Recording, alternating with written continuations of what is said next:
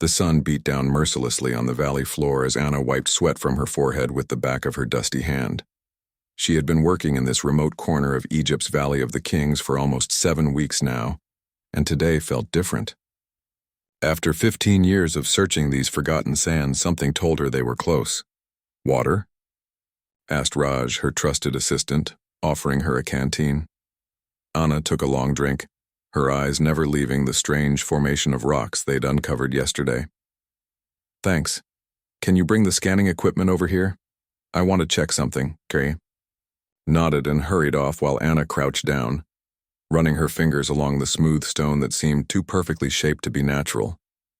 For years, her colleagues at the university had laughed at her theories about an undiscovered royal tomb in this area.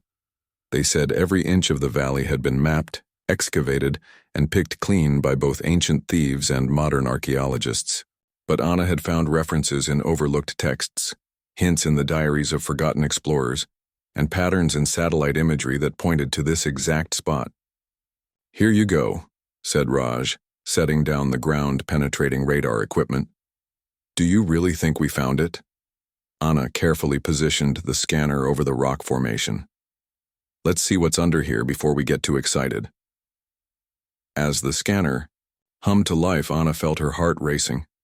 She had staked her entire career on this dig. The university had nearly pulled her funding twice, and her academic rivals, especially the insufferable Professor Chen, had publicly called her work a wild goose chase based on misinterpreted children's stories. If she came back empty-handed again, she'd never lead another expedition. The scanner's screen flickered in the bright sunlight, making it hard to see. Anna adjusted the settings and leaned closer. Slowly, shapes began to form on the display. Straight, lines and right angles that nature simply didn't create. "Raj," she whispered, her mouth suddenly dry despite the water she'd just drunk. "Are you seeing this?" Her assistant crowded next to her, squinting at the screen. "Is that a doorway?" Anna nodded, barely able to believe what the scanner was revealing. Beneath just 3 meters of sand and stone lay what appeared to be a man-made structure, a corridor leading to a series of chambers. "Get Lou on the phone," Anna said, her voice shaking with excitement. "Tell her to bring the whole team and the excavation equipment, and call Dr. Nazari at the Ministry of Antiquities. We need official permission to dig deeper." Within hours, their quiet dig site transformed into a hive of activity. Word spread quickly, and by sunset, Anna found herself surrounded by her full team of 12 archaeologists, 3 structural engineers, and 5 graduate students, all buzzing with excitement. Dr. Nazari arrived with government officials in tow, their crisp suits looking oddly out of place against the ancient landscape. "Dr. Nazari," Anna greeted him, extending her hand. "Thank you for coming so quickly." The older man shook her hand firmly. "When your call came in, I had to see for myself. Your reputation for thoroughness precedes you." Anna felt a flush of pride at the compliment. She led him to the tent where they had set up the scanning equipment and showed him the results of their more detailed surveys. "As you can see," she explained, pointing to the 3-dimensional model they'd created, "this appears to be a complete tomb complex. The entrance is here, leading to an antechamber, and then what seems to be a burial chamber beyond. But what's truly remarkable is this." She highlighted a section of the image. "These appear to be intact seals on the doorway." Dr. Nazari leaned closer, his expression changing from polite interest to genuine amazement. "Intact seals? That would be unprecedented in modern times." Anna nodded. "Exactly. Every royal tomb discovered in the last century had been looted in antiquity. But if these are truly intact seals, then whatever lies inside has remained untouched for thousands of years." Dr. Nazari finished her thought, the weight of the discovery evident in his voice. As night fell, powerful lights illuminated the area where they would begin careful excavation in the morning. Anna couldn't sleep. She sat outside her tent, staring at the stars and thinking about what might lie beneath the sand.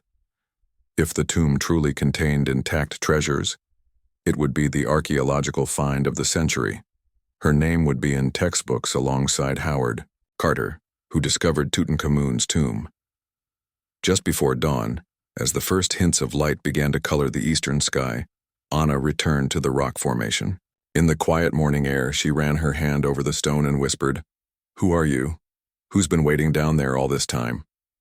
The excavation began methodically at first light. Every shovel of sand was carefully removed, sifted, and documented. By midday, they had uncovered what was unmistakably a constructed doorway, made of limestone blocks fit together with remarkable precision. "Look at this craftsmanship," marveled Liu, their structural expert. "These blocks have held together for thousands of years." As they cleared more sand away, ancient carvings became visible. Anna worked with painstaking care, using small brushes, to reveal hieroglyphics that had been hidden from human eyes for millennia. "Can you read any of it?" asked one of the graduate students. Anna studied the symbols. "This cartouche contains a royal name, Amenhotep, I believe, and these symbols refer to the afterlife journey." She moved her brush to another section and suddenly stopped, her hand frozen in midair. "What is it?" Raj asked, noticing her expression. Anna pointed to a series of hieroglyphics near the bottom of the doorway.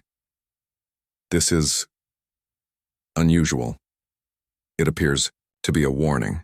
Dr. Nazari joined them, peering at the ancient writing. "What kind of warning?" Anna translated slowly. "Those who disturb the eternal rest shall awaken what was meant to remain asleep." A strange silence fell over the group. In the distance, a desert wind kicked up, sending a swirl of sand dancing across the dig site. "Just typical tomb warnings," Dr. Nazari said finally, breaking the tension. "They all had curses to discourage grave robbers." Anna nodded, but something about the phrasing bothered her. Most tomb curses threatened punishment from the gods, not awakening something. By late afternoon, the news of their discovery had spread beyond their team. Anna was not surprised when she looked up to see a helicopter landing nearby. Out stepped Professor Chen, her longtime academic rival, along with a film crew and several other archaeologists she recognized from international conferences. "Wonderful," Anna muttered under her breath. "Just what we need." Chen strode toward her with a confidence that had always grated on Anna's nerves. "Dr. Anna, I hear congratulations are in order. The ministry was kind enough to invite my team to document this historic moment." Anna forced a smile. "Professor Chen, what a surprise." Chen glanced at the partially excavated doorway. "Remarkable find, though I'm sure you understand the ministry's desire to have multiple experts present when the tomb is opened, for peer review purposes." Before Anna could respond, Dr. Nazari approached. Professor Chen, thank you for coming on such short notice. As I mentioned on the phone, this is still Dr. Anna's excavation. Your team is here to observe and document, only." Chen nodded with exaggerated politeness. "Of course, we're merely here to witness history." As the day wore on, more people arrived: government officials, museum curators, security personnel. What had started as Anna's quiet dig site now resembled a small village with tents, equipment, and vehicles sprawling across the desert floor. That evening, as final preparations were made to open the sealed doorway the following morning, Anna sat alone reviewing her notes. The warning inscription still troubled her.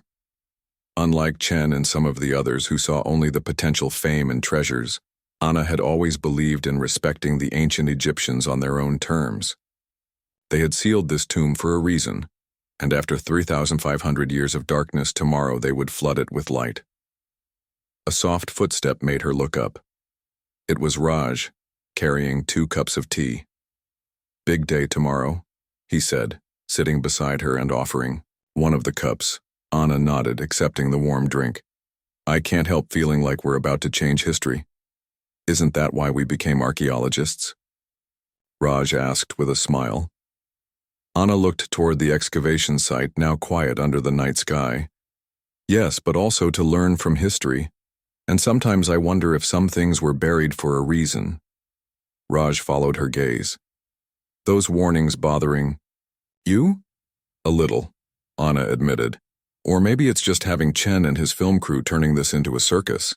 Well, Raj said, standing up, whatever's down there has waited 3,500 years. It can wait one more night. Try to get some sleep. As Anna watched him walk away, she couldn't shake the feeling that tomorrow would change everything, not just for archaeology, but for her personally. In her dreams that night, she saw the sealed doorway opening not outward but inward, as if something was pushing from the other side, eager to escape its ancient prison. Anna woke before dawn, her heart pounding as if it knew this day would make history. The sky was still dark, sprinkled with fading stars, as she stepped out of her tent. To her surprise, the excavation site was already bustling with activity. Floodlights cast harsh shadows across the sand, and she could see technicians setting up cameras and additional lighting equipment. Couldn't sleep either. Raj appeared beside her, offering a steaming cup of coffee. Anna accepted it gratefully. Is that Chen's film crew making all that noise? And 3 different news channels, Raj confirmed. Dr. Nazari tried to keep this quiet, but someone leaked footage online last night. The whole world knows about our sealed tomb now. Anna sighed. She had hoped for a more controlled opening, with just her core team present. Now it would be a media circus. She spotted Professor Chen directing his crew on where to position cameras for the best angles. Of course he's treating this like a movie set, she muttered. Don't let him get to you, Raj said. This is still your discovery. Everyone knows that. As the sun began to rise, painting the desert in gold and amber, more vehicles arrived. Government officials in pressed suits, museum representatives, and additional security personnel poured into the makeshift camp. Anna noticed a group of local workers standing apart from the others, watching the commotion with guarded expressions. Who are they? She asked Raj. They're from the nearby village. Dr. Nazari hired them to help with the heavy lifting, but they're refusing to go near the doorway. Anna frowned. Why? Old stories, Raj explained. Their grandparents told them this. Part of the valley was cursed. They say a powerful king was buried here with something dangerous.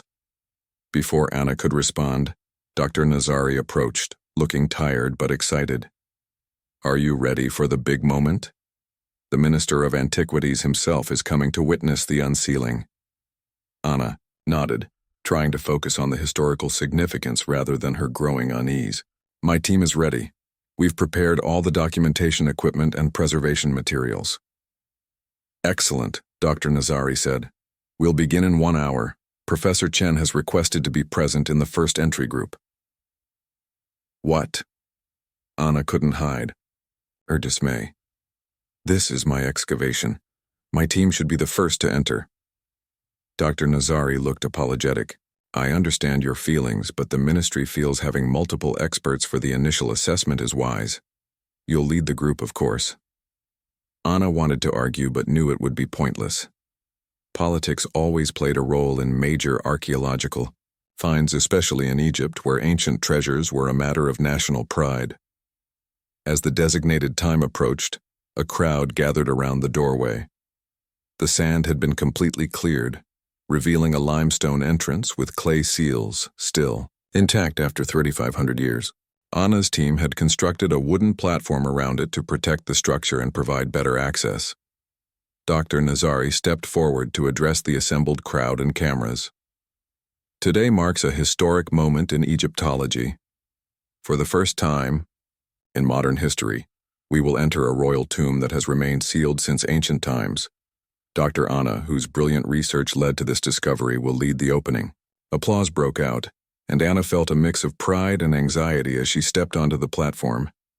Camera flashes went off around her as she knelt before the ancient doorway. Up close, the clay seals with their royal impressions were even more impressive, a direct connection to hands that had pressed them into place over 3 millennia ago. The seals show this is indeed a royal tomb, she explained to the crowd. They bear the mark of Amenhotep IV, who ruled during the 18th dynasty. These hieroglyphics detail his titles and divine connections. Professor Chen moved closer, examining the symbols. Interesting that they used the old form of sealing. By the 18th dynasty, most royal tombs had more elaborate protection systems. Anna ignored the implied criticism and focused on her work. With painstaking care, she documented each seal with photographs and detailed notes. Finally, the moment came to break the ancient clay. "We'll now remove the seals," she announced, her voice steadier than she felt. After which, the engineering team will assess the structural stability before we attempt to move the stone door itself. With special tools designed to minimize damage, Anna carefully detached the first clay seal. The crowd fell silent as she placed it in a preservation box. One by one, she removed the remaining seals until the limestone door stood bare, its surface etched with more hieroglyphics and images of the pharaoh's journey to the afterlife. The engineering team moved in, using small probes to check for any signs of instability. "The structure appears sound," the lead engineer reported after 30 tense minutes. "The door is counterweighted similar to other tombs of this period. It should slide inward once the locking mechanism is released." Anna's hands trembled slightly as she located the hidden notch described in ancient building texts. With Raj and 2 other team members ready to stabilize the stone, she inserted a specially designed tool into the notch and applied gentle pressure. For a heart-stopping moment, nothing happened. Then, with a low grinding sound that raised goosebumps on Anna's arms, the massive stone began to move. A small gap appeared, and everyone instinctively stepped back as air rushed out of the opening. Air that had been trapped inside for thousands of years. A strange, sweet smell filled the platform, a mixture of resins, oils, and something Anna couldn't identify. The gap widened as the door continued its inward slide until it disappeared into a recessed slot in the wall, revealing a dark corridor beyond. "Remarkable engineering," the lead engineer whispered. "The counterweight system still works perfectly." After all this time, powerful lights were brought forward, illuminating the corridor. Unlike the rough-hewn passages of many tombs, this one was smoothly finished and covered in vibrant paintings that looked as fresh as if they'd been completed yesterday. The colors, brilliant blues, reds, and golds, had been protected from sunlight and erosion for millennia. "The preservation is unprecedented," Professor Chen admitted, genuine awe in his voice for once. Anna stepped forward, her flashlight beam revealing scenes of the pharaoh's life on one wall and his journey through the underworld on the other. But something about the images struck her as unusual. "Look at these figures," she said, pointing to strange, elongated forms surrounding the pharaoh in the underworld scenes. "These aren't typical representations of Egyptian gods." Dr. Nazari examined the paintings closely. "They appear to be some sort of guardians. But you're right. I've never seen deities depicted quite like this in any other tomb." As Anna moved her light along the wall, she noticed the guardian figures became more numerous and seemed to be facing inward, toward the burial chamber, rather than outward to protect from intruders. "It's almost as if," she began, then stopped herself. The thought that had come to her, that these guardians were meant to keep something in rather than keep threats out, seemed too fanciful to voice aloud. The team proceeded slowly down the corridor, documenting everything. The air felt increasingly thick and had a strange static quality that made the hair on Anna's arms stand up.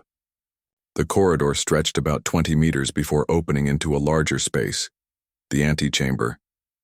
As they entered this room, gasps echoed from every throat. Unlike the stripped chambers of most discovered tombs, this antechamber was filled with treasure. Golden chariots, jewel-encrusted furniture, alabaster vessels, and wooden chests bound with gold stood exactly as they had been placed thousands of years ago.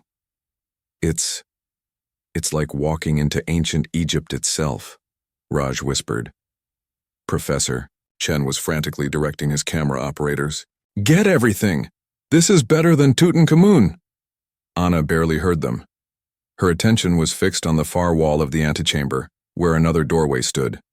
This one was sealed not with clay, but with what appeared to be multiple layers of different materials: gold, silver, and some black stone she couldn't identify. And unlike the outer door, this one showed signs of damage, thin cracks running through the seals like spider webs. "Dr. Nazari," she called, her voice unnaturally loud in the treasure-filled room. "You need to see this." The older archaeologist joined her, followed by Professor Chen and several others. They all stared at the cracked inner door. "These cracks," Anna said slowly, "they're spreading outward, not inward." "What are you suggesting?" Chen asked with a skeptical frown. Anna touched one of the cracks gently. "If these were caused by external pressure or an attempted break-in, they would spread inward. These are spreading from the inside out." A heavy silence fell over the group. In the quiet, they could hear a faint but persistent sound coming from beyond the door, something that might have been the settling of ancient stones or the whisper of sand shifting in hidden chambers.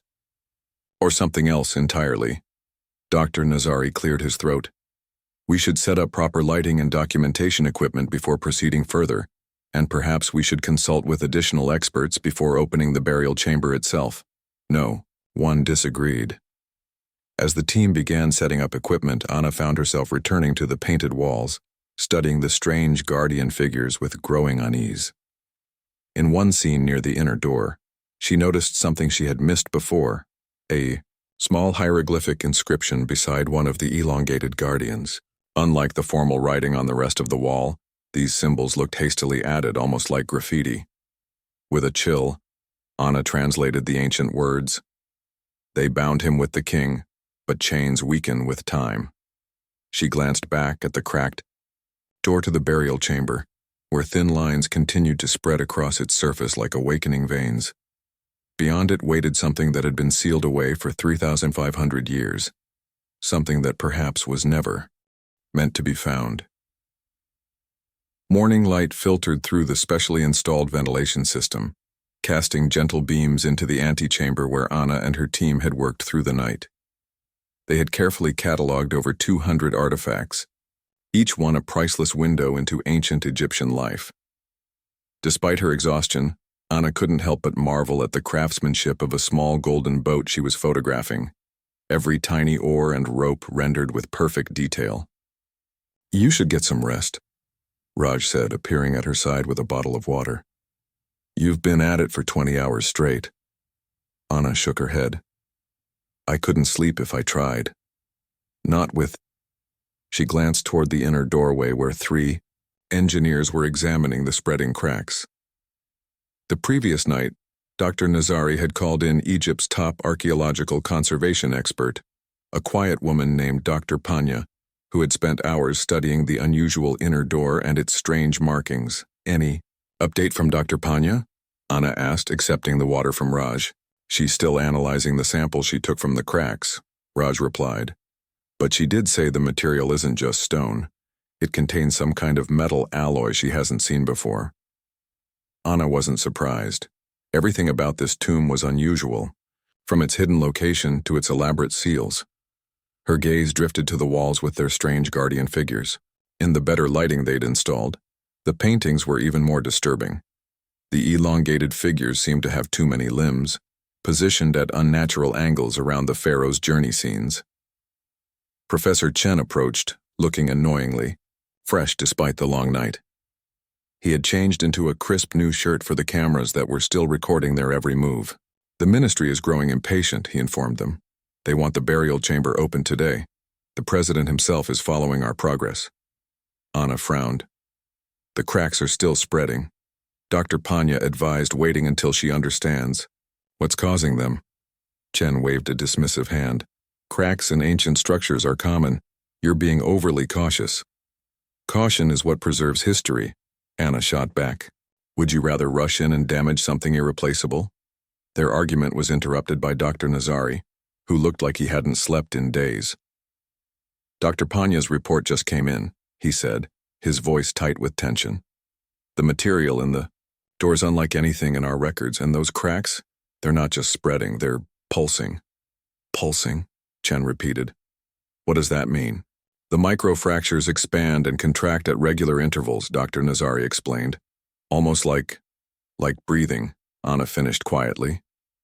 An uncomfortable silence fell over the group. Outside in the main camp, they could hear the bustling sounds of more media arriving, unaware of the strange developments within the tomb. Dr. Panya herself arrived a few minutes later, a petite woman whose serious expression matched the gravity of her findings. She went straight to the inner door, running her gloved hands over the cracks. "The ministry has overruled my recommendation," she told them without preamble. "They want the burial chamber opened in 2 hours, with full media coverage." Anna felt a surge of frustration. "That's ridiculous. We haven't properly documented the antechamber yet, and we don't understand what's happening with these cracks." "Politics," Dr. Panya said simply. "This find is too significant. Too many powerful people want to be associated with it." Professor Chen was already directing his team to set up additional lighting around the inner door. Anna watched helplessly as the chamber filled with more people, camera operators, lighting technicians, government officials in suits who had no business in a delicate archaeological site. "This isn't right," she whispered to Raj. "Something feels wrong about this whole tomb." Raj nodded toward the local workers who were helping move equipment. "They won't come past the entrance corridor. One of them told me their village elders are performing protection rituals today." Anna glanced at the paintings again, at the strange guardians with their too many limbs and the hastily added warning inscription. What if the ancient Egyptians had sealed this tomb not to protect its treasures, but to contain something they feared? But such thoughts had no place in modern archaeology. She was a scientist, not a superstitious treasure hunter from the colonial era. Still, as the team prepared to open the final door, Anna couldn't shake her sense of dread. Dr. Nazari gathered everyone around for a briefing. "The opening will proceed as follows. Dr. Panya's team will first remove the outer layer of seals. Then our structural engineers will assess the stability of the doorway. If all is well, Dr. Anna will lead the opening procedure, assisted by Professor Chen. No one enters the burial chamber until the air quality has been tested and the structure declared sound. Is that clear?" Everyone nodded, though Anna noticed Chen's impatient expression.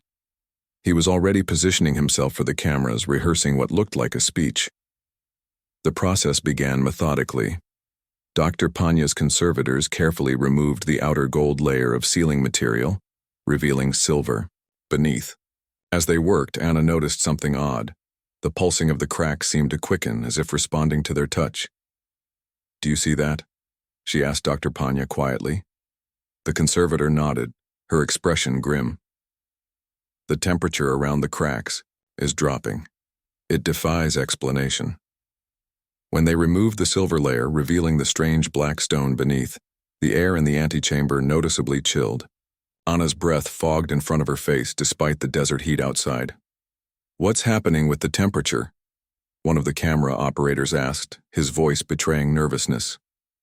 "Probably just air from a deeper chamber," Professor Chen said, loudly, though Anna could see doubt in his eyes. "Ancient tombs can have remarkable natural cooling systems." The final layer, the black stone, proved difficult to remove. It crumbled at the touch of tools, releasing a fine dust that hung in the air. Several team members began coughing. "Masks on," Dr. Panya ordered.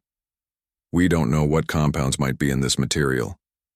With the sealing layers removed, they faced what appeared to be a door made of the same black stone, covered in carvings, unlike typical Egyptian hieroglyphics. The cracks were more visible now, spreading outward from the center like a spider's web. The structural engineers moved in to assess the door, placing sensors against the surface to measure stability. One of them jumped back suddenly. It moved," he stammered. "What do you mean, moved?" Dr. Nazari asked. "I felt vibration, like something pushed against it from the other side." A murmur ran through the assembled team. Even Professor Chen looked unsettled. "It's probably just settling," Anna said, trying to sound more confident than she felt. "These structures shift over time." The lead engineer shook his head. "This wasn't settling. It was deliberate." Despite growing unease, the ministry officials insisted they proceed. The cameras were rolling, and important people were waiting for the historic moment. The engineers reluctantly declared the structure stable enough to open, though Anna noticed they stepped back quickly once their work was done. The moment had come. Anna and Professor Chen stood before the black door, with Dr. Nazari between them. The opening mechanism appeared similar to the outer door. a notch where pressure could be applied to trigger the counterweight system. "On my count," Dr. Nazari said. 3, 2, 1. Anna and Chen inserted the specialized tools into the notch and pushed together. For a moment, nothing happened. Then, with a sound like breaking glass, the cracks in the door suddenly expanded. Before anyone could react, the entire door seemed to shatter inward, collapsing into the chamber beyond in a cloud of black dust. Cold air rushed out, carrying a smell that made Anna gag. Not the expected scent of ancient preservation materials, but something sharp and metallic that burned her nostrils even through the mask. As the dust settled, powerful lights were aimed into the opening, revealing the burial chamber beyond. Unlike the antechamber with its organized collection of treasures, this room appeared stark and ritualistic.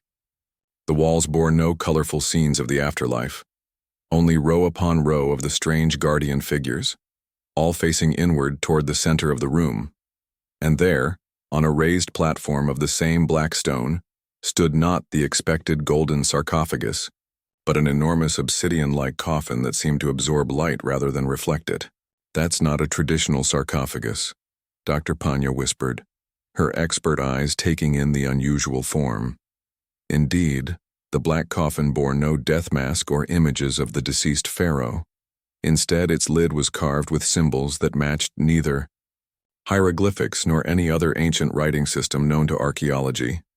Most disturbing of all were the chains, thick bands of gold, silver and copper that had clearly once wrapped around the coffin, but now lay broken on the floor around it, their links corroded and snapped.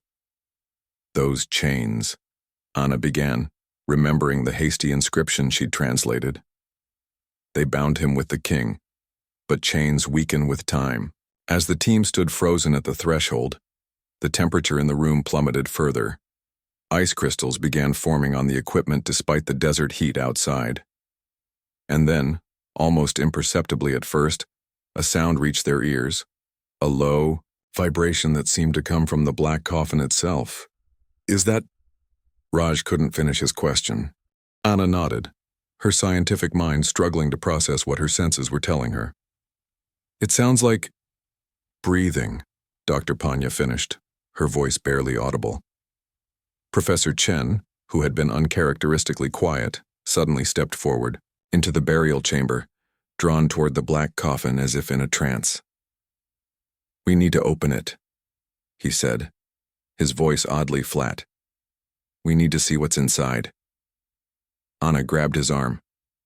"No. We need to study this properly first. Something isn't right. Here." Chen turned to her, and Anna was shocked to see his pupils had dilated so much that his eyes appeared almost black. "Don't you want to know?" he asked in a voice that didn't quite sound like his own. "Don't you want to see what's been waiting all this time?" Behind them, Dr. Nazari was already ushering the camera crews and non-essential personnel out of the antechamber. "We're suspending the excavation until further analysis can be conducted," he announced firmly. But as Anna watched the black coffin, with its broken chains and strange symbols, she couldn't shake the feeling that it might already be too late. Whatever had been sealed away for 3,500 years was already awakening, and Professor Chen, still staring at the coffin with those strange black eyes, might be the first to feel its influence. 3 days had passed since they discovered the burial chamber with its strange black coffin. The Egyptian government had declared the tomb temporarily closed for preservation concerns, setting up a military perimeter around the site that kept the disappointed media at bay. But Anna knew the real reason for the lockdown had nothing to do with preservation. Something was happening inside that tomb, something no one could explain. She sat in the makeshift lab tent, staring at the readings on her laptop screen. The temperature around the black coffin continued to drop, defying the laws of thermodynamics. The air itself seemed to bend around it, creating distortions in their photographs. Most disturbing of all were the sound recordings. The rhythmic vibrations coming from within the sealed coffin had grown stronger, settling into a pattern that uncomfortably resembled breathing. "How's Professor Chen?" she asked when Raj entered the tent. Raj's expression was grim.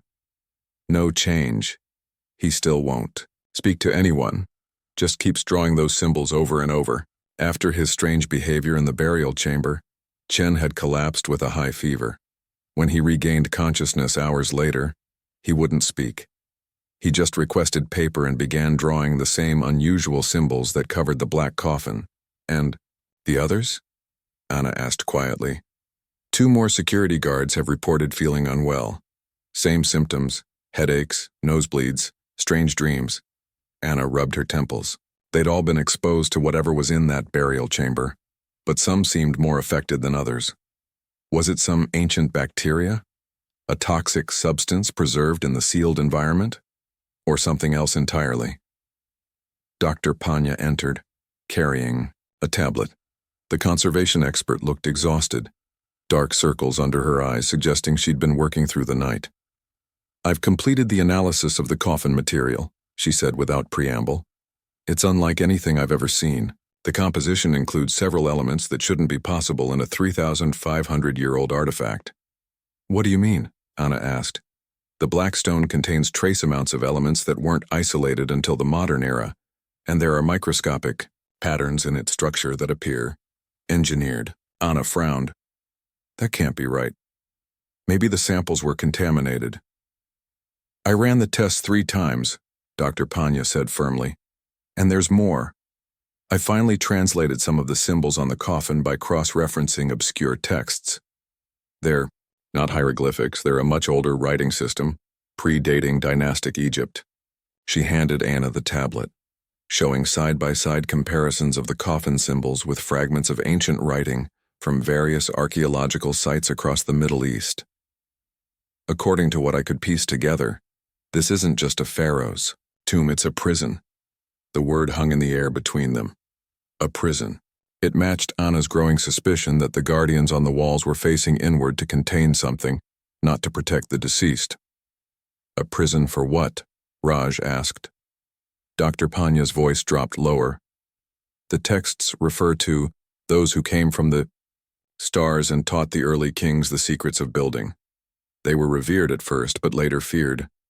Anna thought of the strange, elongated guardian figures with their too many limbs. "Are you suggesting these ancient texts describe what, aliens?" "I'm a scientist," Dr. Panya said firmly. "I'm merely reporting what the texts say. But whatever the ancient Egyptians believed they were dealing with, they feared it enough to create this elaborate tomb. According to the fragments I translated, Amenhotep Arfu sacrificed himself to trap one of these beings when it turned against humanity." Anna's mind raced, trying to fit this bizarre theory into her understanding of ancient Egypt. That would explain why this tomb is so different from other royal burials. It wasn't just meant to house the pharaoh's body for the afterlife. It was designed to contain something else alongside him. "Something that's waking up," Raj added quietly. A commotion outside interrupted their conversation. Anna stepped out of the tent to see Dr. Nazari arguing with a group of officials in suits, their raised voices carried across the camp. "Absolutely not. It's completely irresponsible to open the coffin without further study," Dr. Nazari was saying. "The decision has been made at the highest levels," one of the officials replied. "This discovery is too important to delay. The team from the capital will take over." Anna approached them. "What's happening?" Dr. Nazari turned to her, frustration evident on his face. "The ministry is sending a new team to open the sarcophagus tomorrow. They're bringing their own experts." "That's insane," Anna protested. "We don't understand what we're dealing with yet. Professor Chen is still ill and others are showing similar symptoms. There could be dangerous pathogens. All team members will wear full protective equipment." The official cut her off. "The decision is final." As the officials walked away, Dr. Nazari lowered his voice. "They're not telling us everything. I heard them talking about unprecedented readings and signals coming from the tomb. Military intelligence is involved." Now, a chill ran down Anna's spine that had nothing to do with the desert night. "They think whatever's in that coffin has technological significance?" "I don't know, but I don't like it." Dr. Nazari looked older than his years in the harsh camp lighting. "They've ordered most of our team to leave the site by morning." Only you, Dr. Panya, and a few others are being asked to stay and assist their experts. Back in her tent that night, Anna couldn't sleep. She kept thinking about the black coffin with its strange symbols, the broken chains around it, and Professor Chen's disturbing transformation. Outside, she could hear vehicles arriving as their team packed up and the new government experts moved in. A soft scratching at her tent flap startled her around midnight. "Who's there?" she called out. "It's me," came Raj's whispered reply. "I need to show you something. Don't turn on any lights." Curious and concerned, Anna followed him through the darkened camp. Most of the tents were empty now, their occupants gone or packed for morning departure. Raj led her toward the medical tent where Professor Chen was being kept under observation. The guards changed shifts, Raj explained in a hushed voice. "I've been watching Chen. There's something you need to see."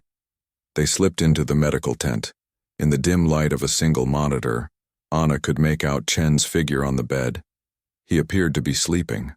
"Watch," Raj whispered, pointing to the monitor that displayed Chen's vital signs. Anna stared at the screen, unsure what she was looking for. Then she saw it. Chen's heartbeat pattern. It was beating in the exact same rhythm as the vibrations. From the black coffin. "That's not all," Raj said. He carefully lifted Chen's arm, turning it to show Anna.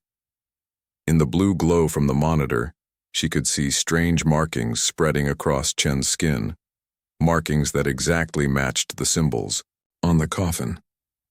"It started as just a small patch this morning," Raj explained. "It's spreading, and he's not the only one. 2 of the guards have similar markings now." Anna felt sick. "We need to tell Dr. Nazari and stop tomorrow's opening." "I tried. The officials aren't letting anyone near him now." Raj hesitated. "There's something else. I went back to the tomb entrance while everyone was focused on the new arrivals. The local workers were there, the ones who refused to enter the tomb. Their elder gave me this." He pressed a small object into Anna's hand.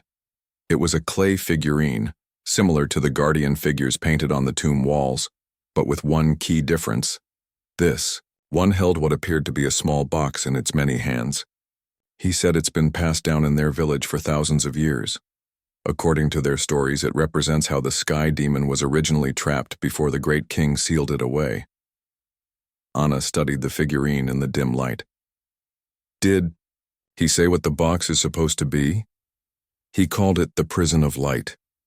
Said it was made from the same material as the stars." Raj's voice was skeptical, but his expression remained serious.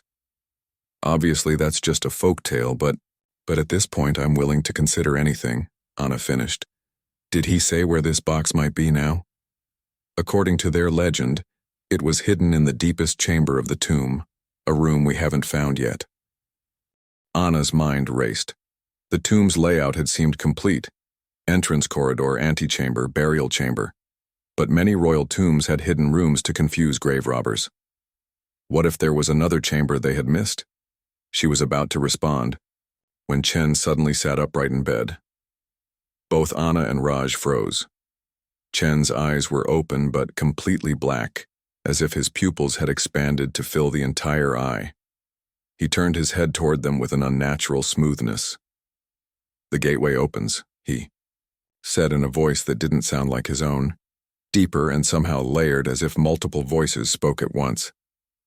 The stars align. The first key has turned.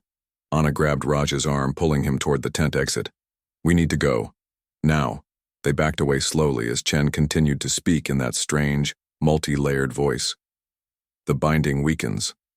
The prison fails. The sleeper wakes." Outside the medical tent, they could see unusual activity around the tomb entrance. The new government team was moving equipment in despite the late hour. Powerful lights illuminated the site, casting long shadows across the desert floor. "They're not waiting until morning," Anna realized with growing horror. "They're opening the coffin tonight." "What do we do?" Raj asked. Anna looked from the busy tomb entrance to the medical tent where Chen sat unnaturally still, then down at the guardian figurine in her hand. A decision formed in her mind. The local elder, can you take me to him right now? Raj nodded. He's not far. Their village is just beyond that ridge. Good. If the legends about a hidden chamber and a prison of light are true, we need to find it before they open that coffin. Anna's voice was steady despite her fear. Because I think what's inside isn't a mummy, and whatever it is, it's already waking up. As they slipped away from the camp toward the village, Anna glanced back at the tomb entrance where the new team was rushing equipment inside.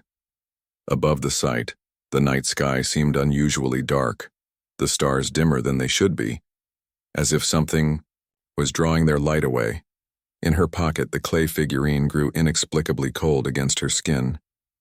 And somewhere behind them, in the depths of the ancient tomb, the rhythmic vibration from the black coffin grew stronger, calling out to those who had begun to change, preparing for what was about to emerge after 3,500 years of imprisonment. The village elder, a weathered man named Hassani with eyes that had seen nearly 9 decades of desert life, listened intently as Anna explained what they had found in the tomb. They sat in his simple mud brick home, the walls adorned with symbols similar to those on the black coffin. So the ancient stories were true, he said when she finished. The demon that came from stars awakens. We don't know what's in that coffin, Anna said carefully. But something is happening to people who've been near it, and your people's stories about a hidden chamber and a prison of light. I need to know if there's any truth to them. Hassani studied her face in the flickering oil lamp light. Why should I trust you? Your people ignored our warnings. You broke the seals that protected the world for thousands of years. Because I'm trying to fix our mistake, Anna replied honestly. Whatever's in that tomb, I don't think it should be released, and right now powerful people are about to open that coffin. The old man seemed to make a decision. He rose slowly and moved to a wooden chest in the corner of the room. From it, he withdrew a rolled piece of leather, cracked and darkened with age. This has been passed down through my family since the time of the great king, he explained, carefully unrolling it on the low table between them. Anna gasped. On the leather was a detailed map of the tomb, but it showed passages and chambers they hadn't discovered. This third chamber, she said, pointing to a small room branching off from the burial chamber. We didn't find this. It is hidden, Hassani explained. The entrance will only appear when starlight touches the western wall of the burial room. He pointed to a specific spot on the map. Here, where the guardian with 3 arms stands. Anna studied the map carefully.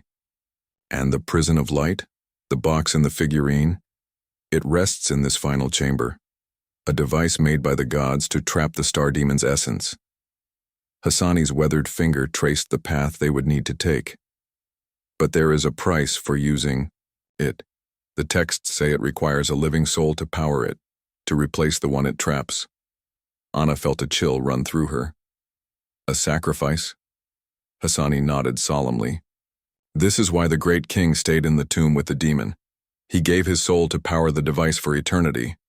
But over thousands of years, even the strongest soul fades. Raj, who had been quietly listening, spoke up. That's why it's waking. Now. The pharaoh's soul energy is finally depleted. Anna's mind raced. The explanation was wrapped in ancient superstition. But what if there was truth behind it? What if the ancient Egyptians had somehow created or discovered technology they didn't understand? Technology that could trap a non-human entity? We need to find this hidden chamber, she decided. How do we make starlight touch the wall if we're underground? Hassani reached into his robe and produced a small object wrapped in cloth. Unwrapping it, he revealed a crystal unlike any Anna had seen, clear as water but with a blue fire seemingly burning in its center. This stone catches starlight and holds it, he explained, pointed at the guardian with 3 arms, and the way will open. Anna took the crystal carefully. It felt strangely warm in her palm, pulsing slightly as if alive. Thank you. The old man grasped her wrist with surprising strength.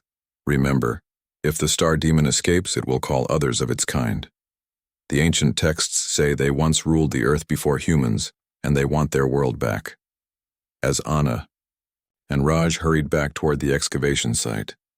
The night sky above them seemed to ripple and distort. The stars flickered unnaturally, some brightening while others dimmed in patterns that made Anna's eyes hurt when she looked up. "Do you think any of that is actually true?" Raj asked as they crested the ridge overlooking the camp. "Star demons and soul prisons." "I don't know," Anna admitted, "but the tomb layout on that map was accurate, and something is in that coffin, something that's affecting people. At this point, I'll try anything to contain it." They stopped short at the site. Below them, the camp was in chaos. People ran between tents, and a strange blue-green light pulsed from the tomb entrance. As they watched, two figures staggered out, men in protective suits that now hung torn from their bodies. Even from a distance, Anna could see the dark symbols spreading across their exposed skin. "We're too late," Raj whispered. "They opened it." "Then we need to find the hidden chamber and the device," Anna said, clutching the crystal tighter. "It's our only hope now." They circled around, avoiding the main camp, and approached the tomb from the eastern side where fewer people were gathered. Most of the activity seemed centered around the medical tents, where Anna could see more people being treated, likely more cases like Professor Chen. They slipped into the tomb entrance unnoticed. The air inside felt wrong, heavy and charged, with static electricity that made the hair on Anna's arms stand up. As they moved through the entrance corridor, she noticed the once vibrant paintings were changing, the colors shifting and swirling as if alive. The antechamber was deserted, its treasures now casting eerie shadows in the blue-green light emanating from the burial chamber beyond. Anna and Raj paused at the threshold, taking in the scene before them. The black coffin lay open in the center of the room. Its lid had been cast aside, cracked in two pieces on the floor. Around it, scientific equipment lay scattered and broken as if thrown by a powerful force, and the coffin itself was empty. "Where is it?" Raj whispered, his voice tight with fear. "Where's the mummy?" Anna's gaze was drawn to the wall where, according to Hassani's map, the guardian with 3 arms should be. She found it, a figure taller than the others with multiple limbs arranged in a strange pattern around its elongated body. "There," she pointed. "That's where the hidden entrance should be." They approached cautiously. Anna could feel the crystal in her hand growing warmer, pulsing in time with the strange light filling the chamber. When she held it up toward the painted guardian, the crystal suddenly flared with brilliant blue light. The wall before them shimmered like a heat mirage, then simply dissolved. Where solid stone had been moments before, a narrow passage now led deeper into the earth. "How is that possible?" Raj breathed. Anna had no answer. Nothing about this tomb followed the rules of archaeology, or physics, as she understood them. "Come on," she said, "before whatever was in that coffin comes back." The passage was tight and descended at a steep angle. The air grew colder with each step, until their breath clouded before them despite the desert heat outside. After about 20 meters, the passage opened into a small circular chamber. Unlike the richly decorated rooms above, this chamber was stark and utilitarian. Its walls were bare stone inscribed with the same strange symbols from the coffin. In the center stood a simple stone pedestal, and on it rested a cube made of the same black material as the coffin, the prison of light. Anna whispered, approaching slowly. The cube was small enough to hold in 2 hands, its surface covered with intricate patterns that seemed to shift and move when viewed from different angles. As Anna drew closer, she felt an overwhelming sense of age radiating from it, as if she stood before something that had existed since the dawn of time itself. "Don't touch it," Raj warned. "Remember what Hassani said about it needing a soul." A voice from behind them made them both jump. He was right about that part. They spun around to find Professor Chen standing in the chamber entrance, but it wasn't really Chen anymore. His skin was now completely covered in the strange symbols, glowing with the same blue-green light that filled the burial chamber. His eyes were solid black pools that reflected no light. "Chen?" Anna said cautiously. The thing wearing Chen's body smiled. "This body's former occupant is gone. His mind was compatible with mine. A good temporary vessel. Who are you? Raji demanded, placing himself between Anna and the creature. I have been called many things by your kind. God, demon, teacher. The being's voice had that same layered quality Anna had heard in the medical tent, as if multiple voices spoke at once. But names are meaningless. I am simply older than your civilization. My people ruled this world long before yours crawled, from the oceans. Anna's mind raced. You were imprisoned in the tomb, by a clever king who learned our secrets too well, the being agreed. He trapped me using technology my own people created, technology your primitive ancestors should never have possessed. It gestured to the cube on the pedestal. A containment device powered by the one thing we cannot replicate, a human soul. And now you're free, Anna said. Not quite. The being looked down at Chen's body with distaste. This form is temporary, unstable. I need to call my kindred to this world so they can open the true gateway. That is why I have changed these humans, to make them suitable vessels and transmitters. Understanding dawned on Anna. The strange symbols, spreading across people's skin, weren't just a sign of infection or possession. They were being transformed into living antennas. The signal's already going out, the being continued, gesturing upward. Look at your stars. They flicker as the barriers between worlds thin. Soon the vessels I've prepared will complete the great calling. Anna glanced at the cube on the pedestal, then at Raj. A silent understanding passed between them. You know, she said, turning back to the entity. We found something interesting in the antechamber. Ancient texts that mentioned your people. I think you'd find our translations amusing. It was a desperate gambit, but the being tilted Chen's head with interest. You could not possibly understand our language. Try me, Anna challenged. As she'd hoped, the creature's arrogance made it step further into the room, moving away from the entrance. Show me these translations, it demanded. Anna locked eyes with Raj, giving him the slightest nod. He understood immediately, lunging for the cube on the pedestal while Anna threw herself at the being, knocking Chen's body off balance. The creature recovered quickly, flinging Anna aside with inhuman strength, but those few seconds were enough. Raj had grabbed the cube, which now glowed with blinding blue light in his hands. Raj, no! Anna screamed, realizing what he intended.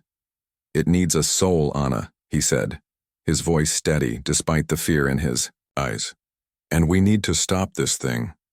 How touching, the being said, advancing on Raj. But you don't know how to activate it.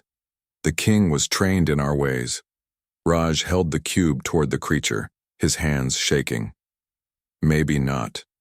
But I'm guessing. Strong emotion helps, and right now I'm feeling pretty emotional about saving the world. The cube's glow intensified, responding to his words. The being stopped, sudden concern crossing Chen's face. Wait, Raj, please, Anna begged. There has to be another way. Raj looked at her one last time. Find it then. But for now, this buys us time. He turned back to the creature and lunged forward, pressing the cube against Chen's chest. Light exploded through the chamber, so bright Anna had to shield her eyes. She heard the being scream, a sound no human throat should make, and felt a wave of energy knock her to the ground.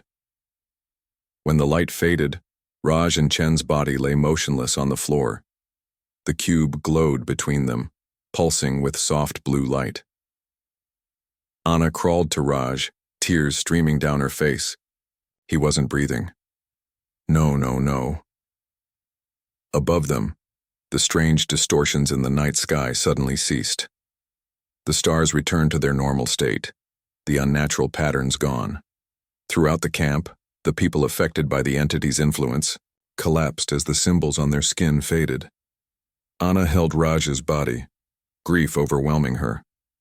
But as she touched the still glowing cube, a whisper seemed to brush against her mind, not Raj's voice, but something older and wiser. The vessel is temporary, it seemed to say. Find the truth in the stars. She didn't understand what it meant, but as she looked down at the cube, cradling both it and Raj in her arms, Anna made a silent vow. She would study this artifact, learn its secrets, and find a way to free her friend's soul. And if there were more of these beings waiting to return, to Earth she would be ready. Outside the tomb, dawn broke over the desert. To most, it would look like any other sunrise. But Anna knew the world had changed forever. The 3,500-year-old seal was broken, and humanity had glimpsed what had been hidden away, a truth about our past, and perhaps our future, that would never fit neatly into the pages of history books. And somewhere in the vast darkness between stars, something was watching, waiting, denied for now but patient beyond human understanding.